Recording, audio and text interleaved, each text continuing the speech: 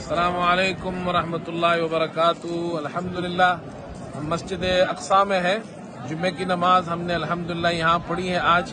ये मेरे बिल्कुल पीछे आप मस्जिद अक्सा देख रहे हैं। ये है मस्जिद अक्सा और ये आप बिल्कुल इस तरफ अगर हम मुड़ेंगे, इस तरफ अगर आप इस तरफ मुड़ जाए, अब हम अपोजिट साइड पे आ गए। ये पीछे देखें, ये है कुब्बतुस सखरा, ये है कुब्बतुस सखरा और ये सखरा चट्टान को कहते हैं, उसके ऊपर ये कुब्बा है, गुम्बत है, इसलिए कुब्बतुस सखरा कहते हैं। ये मस्जिद अक्सा नहीं है, अलबत्ता यहाँ भी नमाज होती है और ख्वातीन यहाँ नमाज पढ़ती है, लेकिन ये जो हम बिल्कुल इसके आगे की सिमत पर जो जगह है ये है मस्जिद अक्सा।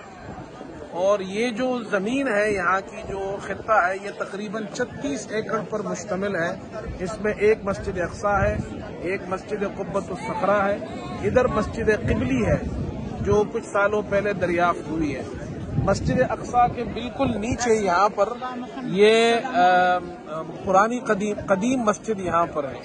और इस तरफ दरख्तों के पीछे जो मस्जिद है वो मस्जिद बुराक उसका नाम है, जो रसूल करीम सल्लल्लाहु अलैहि वसल्लम मेराज पर आए थे तो आपका बुराक यहाँ पर बांधा गया था। इस पूरे हिस्से को यहाँ का अक्सा का हरम कहा जाता है और ये इस शहर के बिल्कुल वस्त में वाक़ है। बहुत खूबसूरत जगह है। मुसलमानों ने नमाज पढ़ी यहाँ पर, हम सब ने नमाज पढ़ी यहाँ पर। और नमाज के बाद ये सारे अरब हजरात यहाँ बैठ जाते हैं, मर्द भी आते हैं, ख़वातीन भी आती है।